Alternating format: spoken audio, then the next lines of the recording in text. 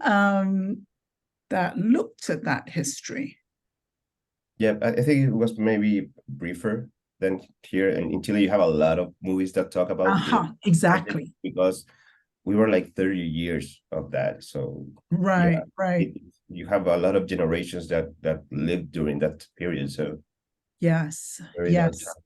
Well, actually, what some of the Brazilian filmmakers told me was that Brazilians, and I mean, this is a ridiculous generalization, but they were the ones who told me that there is a tendency in Brazil to want to pretend it didn't happen.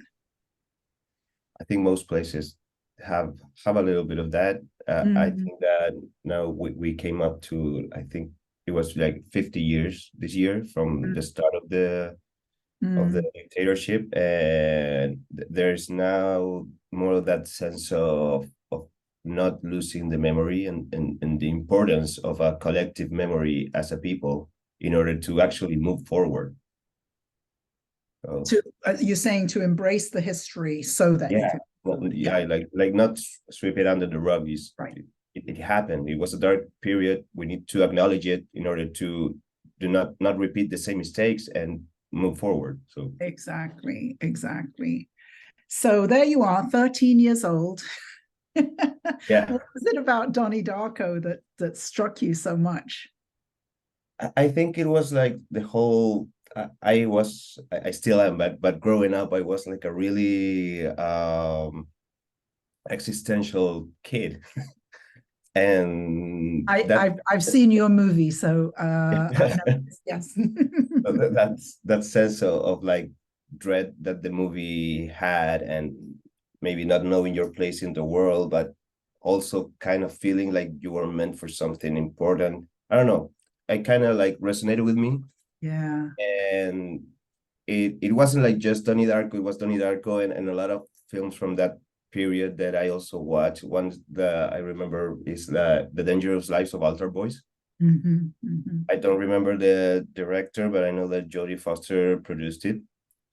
And that movie also deals with teenagers and stuff like that. And so it came more from a sense of reaching out to someone through art and making them feel something, because I know Richard Kelly doesn't know that a kid from Chile watched his movie and decided to be a filmmaker.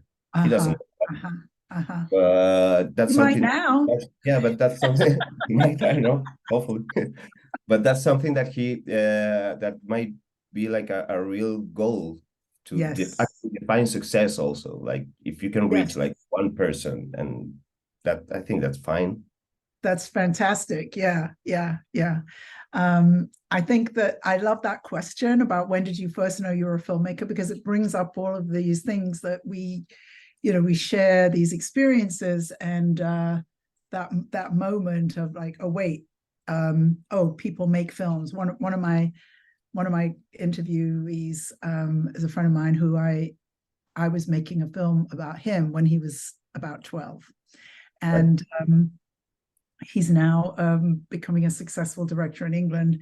And he said on the interview, I said, when did you first decide you were a filmmaker? And he said, well, you were making a film about with my brother in it.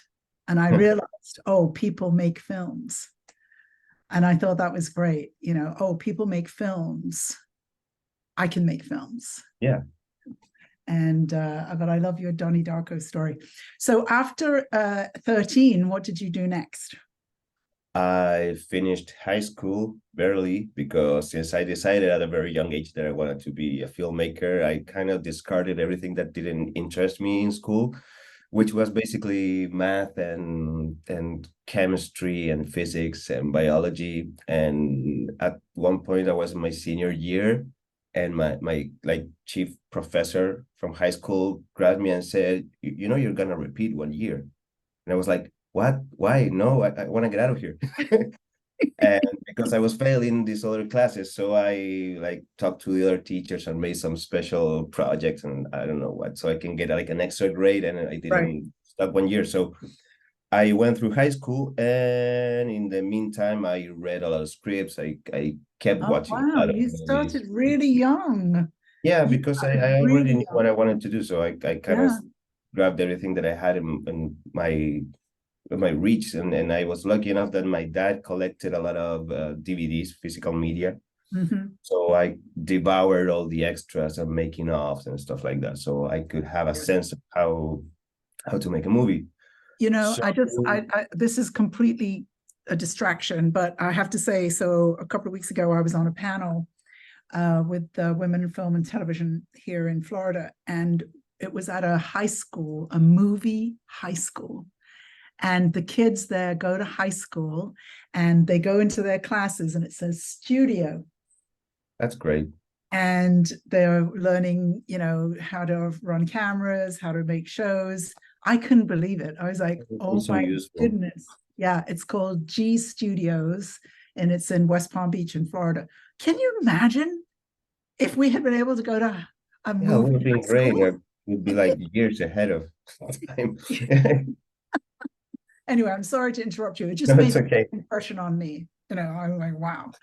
Sorry, go ahead. So you were reading scripts. Yeah, and then I finished high school, and I'm not originally from Santiago. I'm from another like region here in Chile that's really nearby. It's like an hour and a half car ride. But it's not landlocked like Santiago. It's called Viña del Mar. That's where the Oh, setup of my film. And yes. I actually went to film school there in a university that was called Universidad del Mar.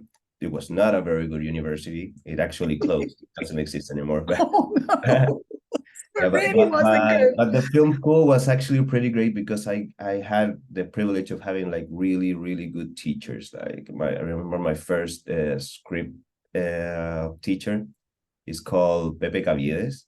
He was really famous here in Chile for writing scripts for like soap operas here. Soap Ah, operas used to be a big thing here in uh-huh. Chile.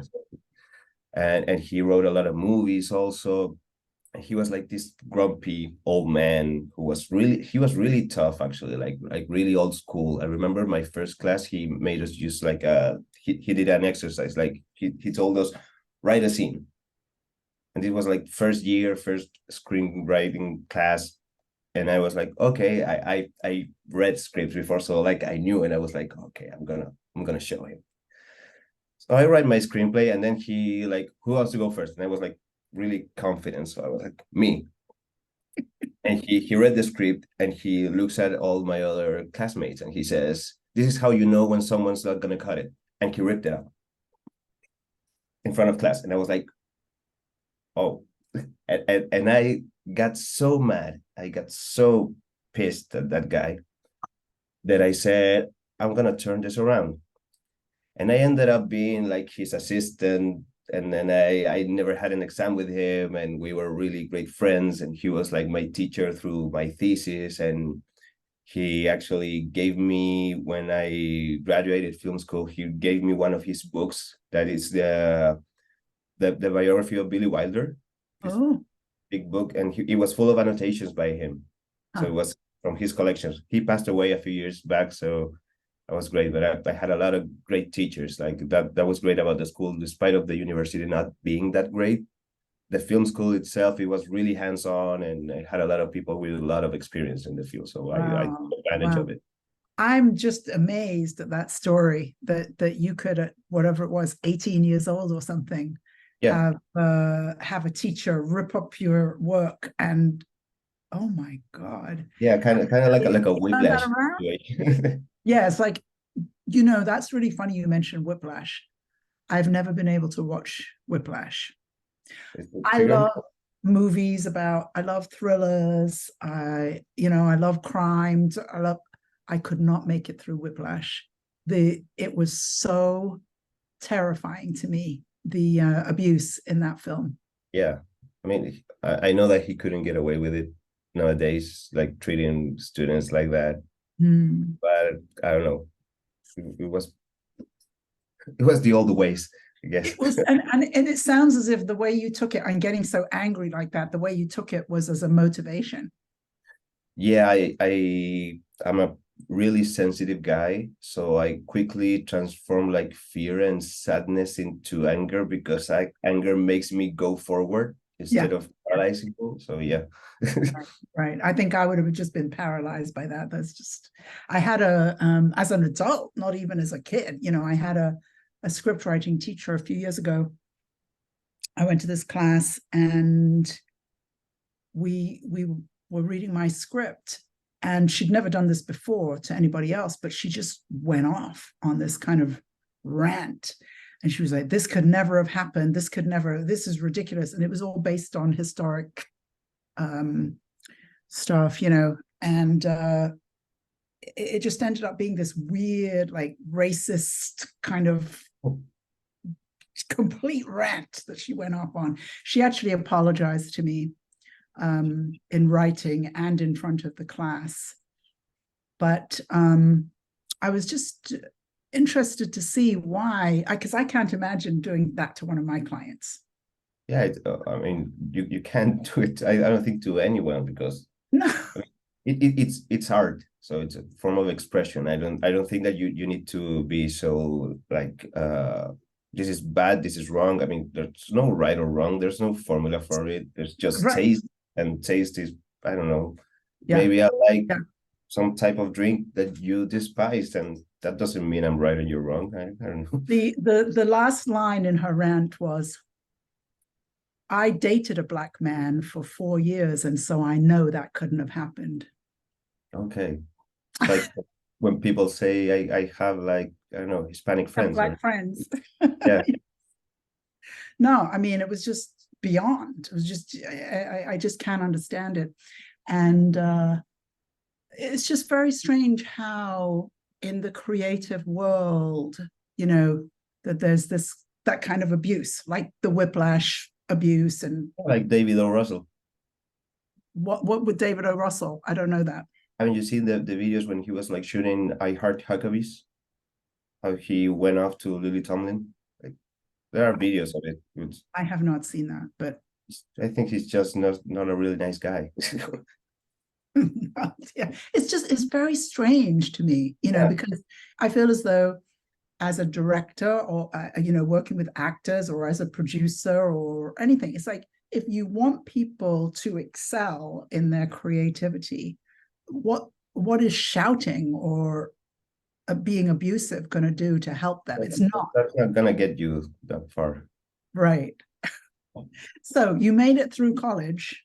Yeah, I made it through college. You made it through college.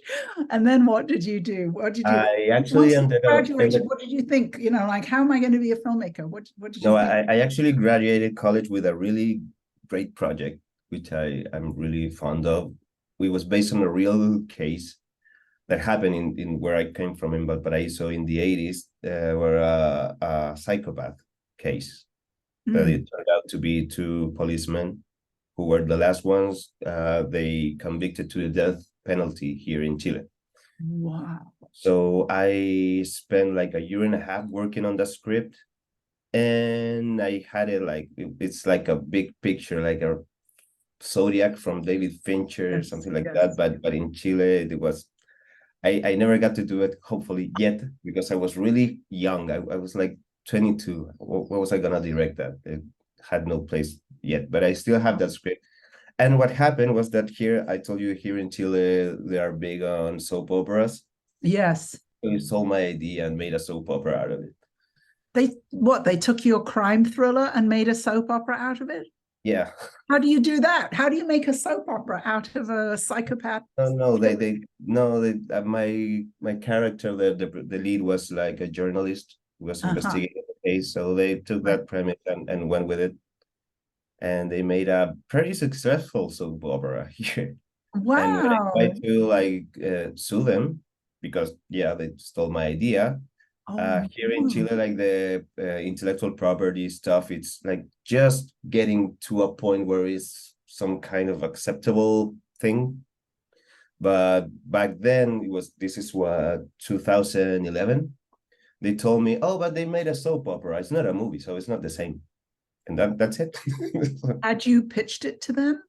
No, I didn't. But when I make the script, I also got to shoot some kind of a reel to it as part of my end of the whole filmmaking. Graduation, Yeah, graduation. thesis. Yeah. And so I got a hold of a very high profile actors here in Chile from the soap opera world. So the university took advantage of that to make it like a big media thing and interviews and stuff like that. So it was out there that I was doing this Right, thing about this subject in particular and right, what was it about. Like the whole synopsis about it was like in newspapers and stuff like that. right, So they just took it from there. right, right, right. That's very interesting. Yeah. Yeah. I find that a lot of filmmakers are very fearful about pitching and getting, telling people about their projects. Yeah, now I am. I After can that, I am imagine. now. I can imagine. But I have one client right now who has a project that's such a high concept. I'm like, I don't think you can really pitch that to anyone Yeah, because somebody could take it. It won't be the same film, it won't be his writing, it won't be as good, but I just feel as though yeah, and he's not worried about it, which I think is smart. There's no what can you do, yeah. really? I mean, and then you have, but if you have backups of anything now, you can just like that. They can get away with it now nowadays. Mm-hmm. Well, I really do hope you make that film one day. I'm a huge Yeah, fan. I hope so too, but I think that now I need to be like an older director to grab Oh, that project, like maybe 15 years from now, something like that. I don't know, a couple of years.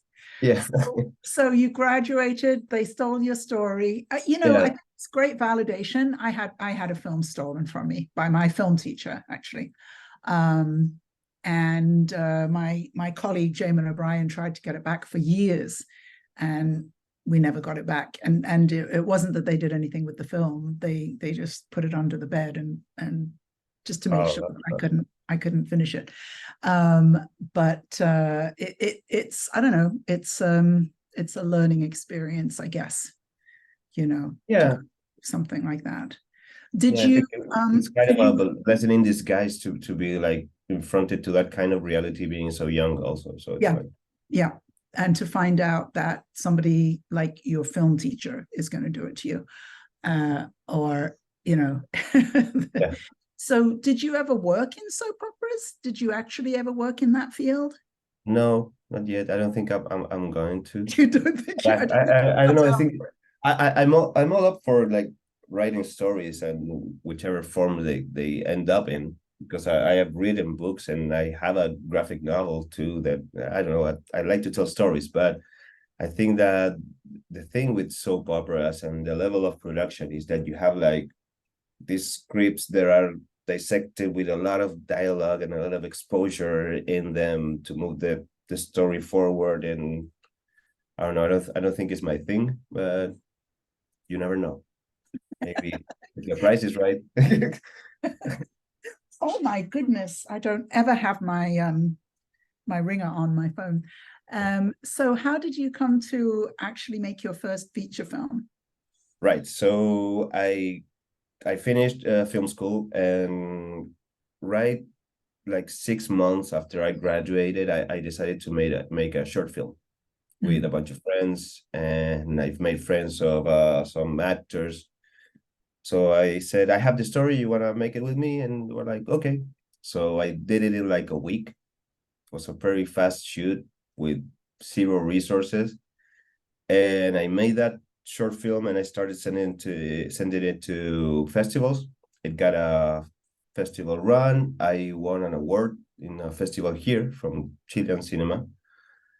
And in the meantime, it was that process. I was started to write.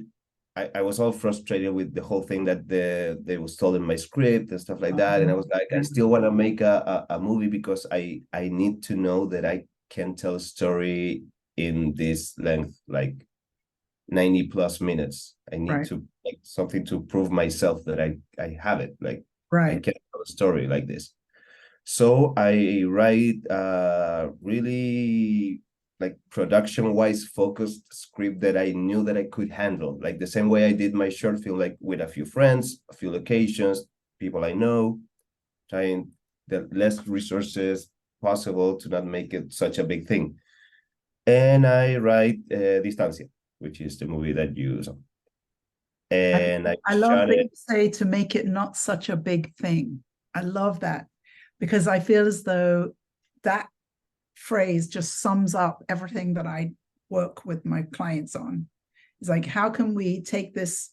Today I was talking to a potential client who he's like, oh, I want to make my next feature and it's going to be $5 million. Is there any way that we could not make it such a big thing, because right. because filmmakers will spend 20 years chasing that $5 million when they could not make it such a big thing and get it made in the next year or two. Yeah, actually, that's the thing with Distancia. I said, like, I need to make a movie now because I Yes. need to know if this is eventually going to work. And if I have like the instinct and the way of, you have to, it's very different to tell a story in like a soap opera with episodes, or a TV series that you have, I don't know, like a season of, I don't know, 24 episodes, and to tell that story than to tell it in a film, which you have like 90 plus minutes. So I needed to test that for me. And I was lucky enough to pull it off with the help of my friends, like the Beatles song. So yeah. Did you actually raise money to make your film, or did you? I raised like a little money that I have savings from of my own that I put to the movie, because I mean, most of the people didn't like got paid for doing it. Like I mean, some people did, like the makeup artist, because they needed Because to you really, always have to pay the makeup artist. yeah, no, because they have like materials and stuff. So yeah. You always have to pay the makeup artist, So the some sound people, person, and the makeup artist. There's just no way. yeah, some person also charge me. But Exactly. yeah, It's always the same. yep. Well, I was lucky enough to like have these friends who are produced a movie that got me contacted with local like restaurants and stuff like that. So we got the food covered, and transportation, and hotel rooms for people that weren't from Viña. And so yeah, I got a little bit of money for like daily expenses, like, oh my god, we run out of, I don't know, we need a like a larger cord to plug in the light. Okay, let's go buy one. So stuff like that. My dad also chipped in with a little bit of money, and that was it. It was a total budget, I think, like a, $1,500, Oh my something like that. God. We The shot it film in looks we shot it really in 10 nice. days. The film looks really nice. Like the camera work, whatever, is really nice. How did you get that so high quality? My friend and DP in the movie, he's a photographer, so he had like in that year, like the top of the line Canon camera, and we used his gear. So it was like, yeah, we're gonna use your camera. And it was like, okay. Okay, but Yeah. it really does look really nice, and I enjoyed seeing. So that was Valparaiso, did you say? Valparaíso, Viña del Mar. It's like they're like joint cities. But Okay. yeah. Uh-huh. So it was really nice to see a place that I hadn't seen before, and that was shown really well. And so the young man who is the main character, Yeah. how did you come up with that character? Yeah, well, it's pretty obvious that it came a lot from me, because I people actually now when they see the movie ask me how old was I when I wrote that, and I was 23 when I wrote that. Uh-huh. And I wrote it like imagining a future version of me who had a failure. I didn't like look back on anything. Uh-huh. Uh-huh. That stuff hasn't happened, but it was like a future version of me, like projecting my anxieties Uh-huh.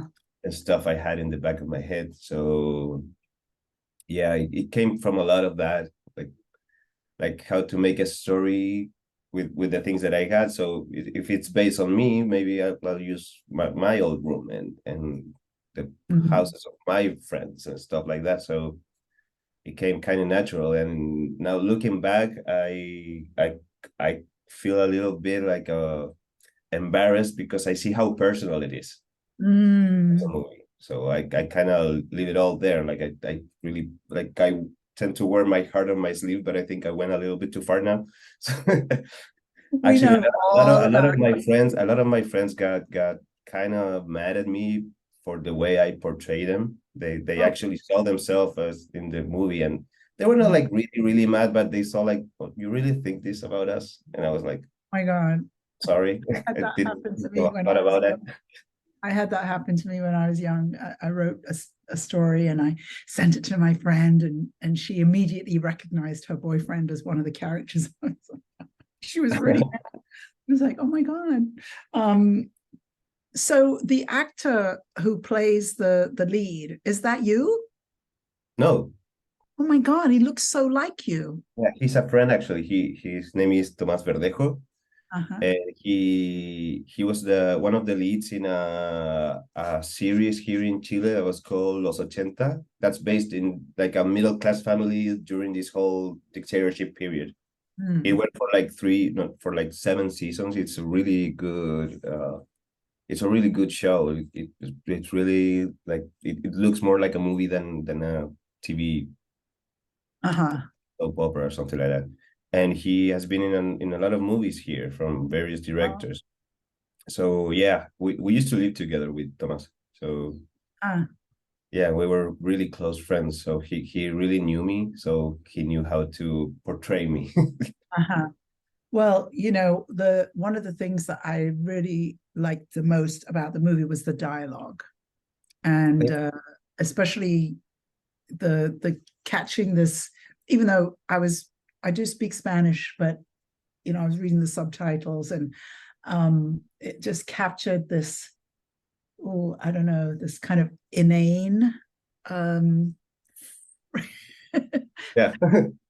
conversation, young people's frivolous conversation, and then the this whole kind of the artist's existential um angst, and so I thought it was really fun. It was very clearly that it was the writer of the film was the character, and I thought it was really endearing how much that character was taken apart, you know. Right. was was openly called an asshole by everybody, and Yeah, he he was. slapped around a lot. I thought that was very endearing, actually. Yeah, because I think that now looking back on it, it wasn't like really that much of a conscious decision, but it's still something like stuff like drowning in a glass of water type of situations where you do have people that love you and that want to stand by you, but you're being such a little prick that like you put up barriers and you don't let people in that really want to help you. Maybe they're not able to help you in the exact way that you want to, but they are there for you. So I've been through a lot of moments in my life when I've been like that. So yeah, it Yeah, came no, from that a was really very close nicely place. done. It was very nicely done how at the end the closeness, obviously the movie's called Distancia. How would you Yeah. translate that? Distance? Distance? Yeah. It's also, I think it's also we might say in English, apartness. Yeah. It wouldn't Yeah. make such a good title. Kind of more like that. Yeah. It wouldn't Apartness. make such a good title as of a movie. Distancia, Yeah. but it's like apartness. There's a psychological term called anxious apartness, which is kind of what the film was about. He has this anxious apartness that he blames on other people. He blames other people for how isolated he is when he's the Yeah. one doing the isolating, right? And then everybody, slaps him around, and by the end, the togetherness comes. Yeah, And but it's like really subtle. There's this thing that originally the movie was not supposed to close like that because the location, the guy that he goes to buy cigarettes every time, I had to write that on the go because the original location of that fell apart on the day. So it was right, like okay, give me 10 minutes in my room. I'm gonna go rewrite this. And there was like this kiosk that was really near there. So can we do it here? Okay, so how do we play this out? And I was like, okay, you come here, but you never looked him in the eyes, and you never say hi to him. You never say hi back to him. So it was like, in the end, what happens? He makes contact with other people. He sees other people, Yes. and that's Yeah. it. That's kind of like life, you never like, doesn't really take something that important to happen to one day just be different or decide to you want to make a change. It Well, starts when you decide that it's going to start. So, there's the big scene with the father, right? yeah, That seems to be the yeah, place. but that's like a conversation. I mean, we don't know if the father died or not. In my head, he didn't. Uh-huh. Uh-huh. It was just like this moment that kind of stuck with him, this conversation with his father. So, and then from then on, you start to build up, like, okay, everyone's right, nothing's so terrible, I'm not alone, let's move forward. So Yes, yes. And well, in the case in facing death, then people sometimes wake up. yeah. So what happened with the film? So you did it, you finished it, even though you lost I your send it to education? a lot of festivals, like any festival that would have me, even if they say like, you can make it to competition, and I was like, I don't care, if you want to screen it, you can screen it. Like, I'm fine with that. And then streaming platforms and stuff like that, I'm always up for people watching it, because I believe that you make stuff so people can get to see it. It Yes, doesn't absolutely. do me any good like that it stays there on my, I don't know, hard drive, and nobody sees. Exactly. I'm not that like apprehensive with my own stuff. I like to get it out as fast as possible, also because I don't know, you tend to you get too attached to a project. I mean, I always define like that filmmaking is a constant process of letting go, because you start writing a script and you can write like 20 versions of that script, but at one point you're gonna have to decide when to go into production with it, and Yeah. that is when you let it go to start production. And then when you have to be like with the best script possible, and the moment when you burn money. But then when you're editing that movie, you still can like, it's like a rewrite process, because you can make something different that you had in the script with the material, and then you have to decide when to let it go when it's done, or you can work on stuff forever. So I like to move on to other things. I love again the way you talk about letting go. I have the opposite I call the clench. Yeah. Clench. And I have seen, I think it's like an amazing number of filmmakers finish a feature film. I actually have some friends who finished 3 feature films and didn't put any of them in distribution. Wow. And I call it the clench. And it's that thing where a filmmaker has been working for so long on a project. And listen, making a feature film that's really hard. And then it gets to the point where they need to let it go, and they need to let it go into distribution. And particularly now, there's so much awareness about how bad many distribution companies are. And I have no argument with that. Many of them are. But at that moment, the filmmaker has to let go. Yeah. And so many times they can't. Then, and it can be like, it not only can it doesn't translate necessarily to like you have a Netflix deal or a deal with movie or something like that. Maybe you can go to your like local places and ask, can I show my movie here, and do like a screening, but a Yes. proper screening, and show it to people. I think that you have to, because you don't make this stuff alone. So No. you don't not only deserve it for the movie itself, but for also the people that work on your movie, that they put like effort and their work and craftsmanship and, I don't know, love into the project. Because projects like my movie don't get made too often, because I don't know, we don't have money. It's really difficult to get funding for stuff like that. So it mostly depends on people love for making movies and telling stories, and the commitment they make. And in a way, trying to give back to them was like, we need to release this because it's not just my work, it's the work Right. of a lot of people. Right. All the actors who need to get seen, and absolutely. So what after Distancia, what have you done since? What are you working on? Okay, after Distancia, I came to live here to Santiago. I started working at a university where the task was to make original content from the academia for the people. So I made with another a partner, we made a documentary series, short series. It was about people with like who made crafts. I don't know how to say, like yeah, it's crafts, but not really Artisans. like, huh? Artisans? No, not really, but in Oh, a way, because there's people like, there's this old man that makes bicycles and sells uh-huh. them. There's Uh-huh. a guy that designs tiles like Uh-huh. by hand, and people that make like little springs, like springs for auto repair and the springs for pens. So, and all by hand. So people that repair clocks and that kind of Yes. thing. So Yes. we made a 10 episode short documentary series. I've made a few music videos for artists here. I've also worked with international artists. I've worked with Gary Newman, Lee Ronaldo, Alan Johannes. He's actually a friend of mine. And in 2019, I was working for a local radio station, and they commissioned to me a documentary because here in like in Chile, and I think in Latin America in general, we have like this really romantic image about the grunge scene from Seattle in Oh, the 90s. It's really weird and funny, but here we're like the biggest countries that listens to Nirvana and Soundgarden and Alice in Chains still to this day. everybody listens to all of them.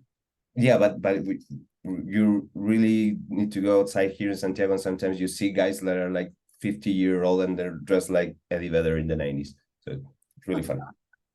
And so they sent me and one of their hosts called Alfredo Levin and one producer to Seattle to make a documentary on like the it was allegedly supposed to be about the grunge scene, but when we got there, our first interviewee was Mark Arm, the lead singer from Mudhoney, and he immediately like discarded any notion about like the romanticism of grunge music, and he said like that was just a thing that happened, and then the big corporate media got it, and it was like a marketing phenomenon, but then it basically all went to shit.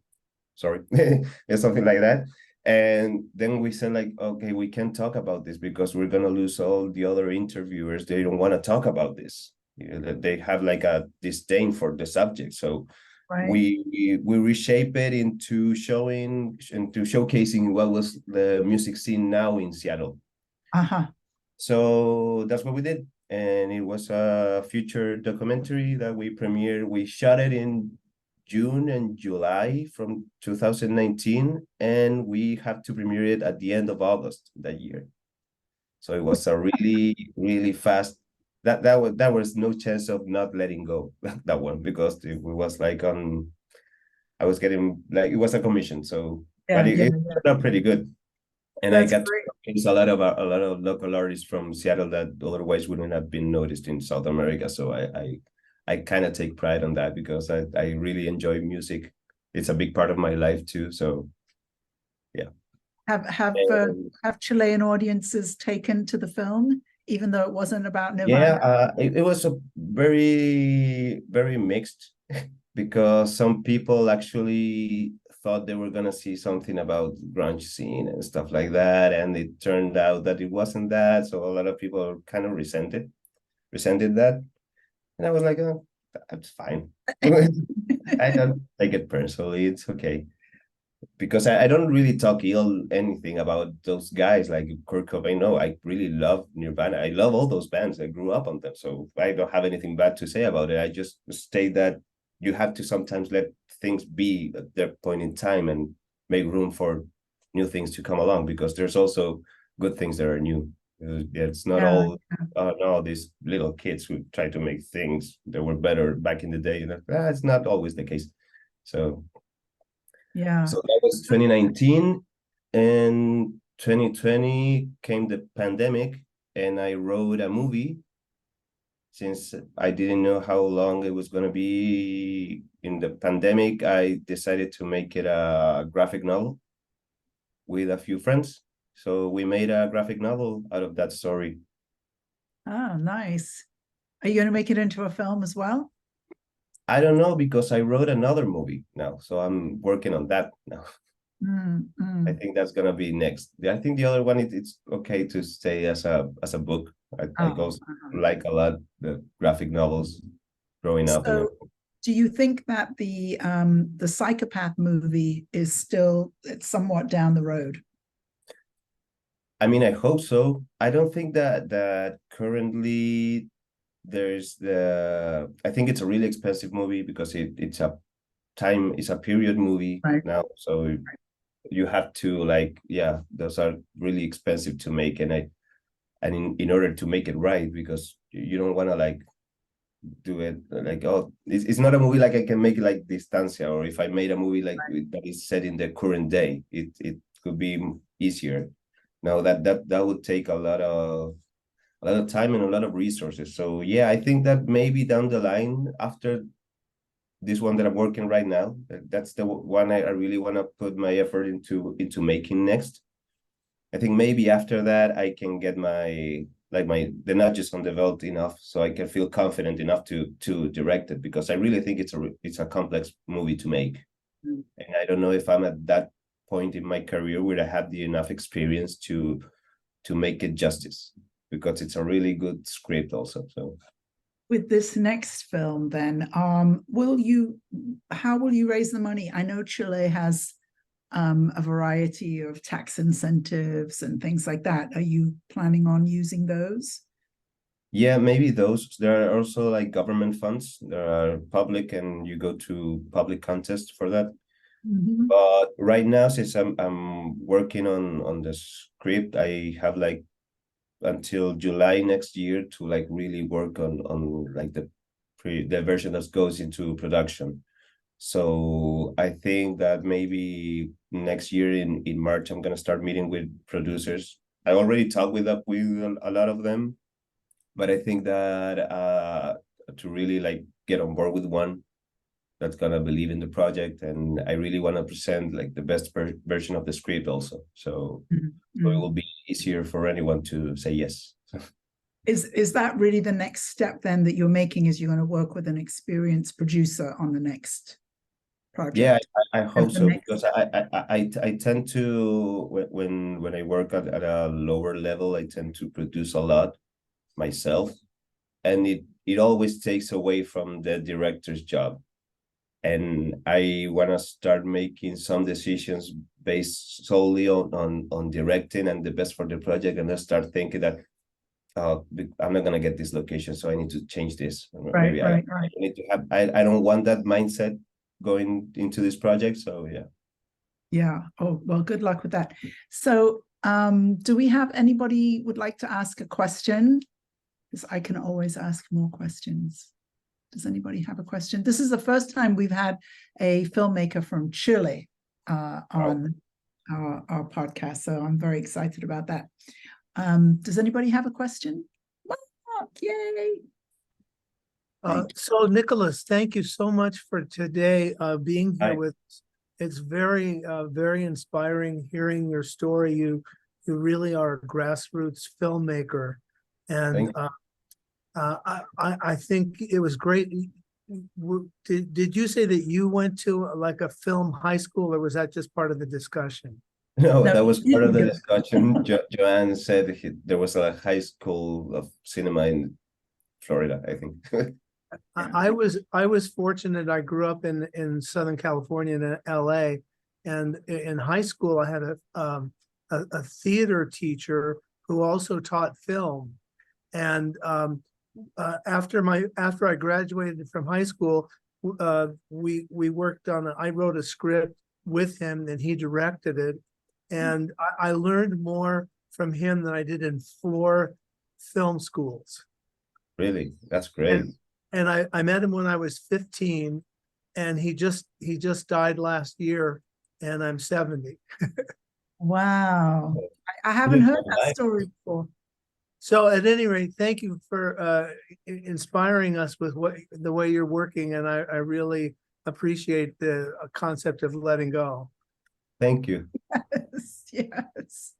That was a really good one. Anybody else have a question? Lloyd, come on. Oh. I don't think I've met Charlie before. Ginger, we just met last night. So one of the things I think about when a filmmaker is taking that next step to get into a higher level, I don't want to say higher, that's not, anyway, a bigger budget. I think, yeah, bringing on a seasoned producer. But one of the things about the countries that have tax credits, because we don't have American tax credits. We have state tax credits, but we don't have US tax credits. Is that often those tax credits are gonna need to see that you have a seasoned producer on the project, right? Otherwise, they don't want to give the money, because any of those kind of investments, whether it's a country like Chile or a state here, or even Mark, who just came on, he has made films with PBS, and even PBS, when they give money through ITVS, they really only want to give to a filmmaker who they know is going to finish the film, to a project that they know is going to get finished. Yeah, and that's the thing. It doesn't always depend on talent. I mean, you're talking money here, so people are gonna put money into something. They need to see it's gonna get done. I mean, not that a not so seasoned producer is gonna do a bad job, but maybe he's gonna take some hits down the road that he's not gonna be able to handle that well, because he doesn't have the experience, and that's nobody's fault. That's just life. Like, you need to have that backup of people that at least have like a lot of work behind their back. So yeah, exactly. And I think that it's not so much that I don't think it's so much about no talent. I think a lot of times people think that it's not the most talented people who get funded. I just think that it's the best organized people who get funded, because that funder is investing in a project that gets finished. I used to read grants for ITVS, and I remember one time I'm reading these grants, and people are like, they've written 3 pages, and this is an idea, and they don't have anyone on their team. But then I had a project that was a filmmaker who had already made a film that was on PBS, had already been a big hit. The second film looked like the same film, and it was finished. And I was like, why do they need any post-production money? It's already finished. But, that's the project that gets funded, because that's an absolute sure thing that film is going to get finished. And then PBS has content that they can put on their platform, which is why they're funding films in the first place, So I think that it's a great next step, for where you're at as a filmmaker. And what if you don't get any of that money? How will you finish it by yourself? What if you don't get a season? I think I'll figure it out once I get to that point. I always figure things out. I'll figure something out. I mean, I can totally tell from talking to you that your film is going to get made. Thank you. Hopeful. No, it's because, there's just, when we were talking about being able to move forward, which is so much a part of your film. Distancia is such a big part of the story, is about somebody who can't move forward, and the sad thing I find is that I find so many filmmakers in that place, that they can't move forward, and often they think it's because of themselves, when really all filmmakers are stuck in the same place. Where's the Yeah. money? And so, you know, I've literally known people who are shopping movies for 20 years, never making a movie. And it takes a different mindset to be like, this movie is going to get made no matter what. And I can just tell you have that. Yeah, thank you. I've learned to not try to get a no for an answer. I think there's always a way to sort things out in life. I'm a problem fixer at my best, so I always find a way to Yes. stuff made. Which is a producer, let me just add. Yeah, what? I find a lot of filmmakers are always trying to, you know, like try not to be a producer, but really you're a producer. Yeah, I don't like to produce, but maybe I have to know if I You have are to do. definitely a producer. I hate to tell you that, but you definitely are. Well, thank you so much. Thanks everybody for coming and Thank you listening. for having me. Thanks, Thank everyone. you, Nicolás, for coming all the way from Chile. It just makes my day. Thank you.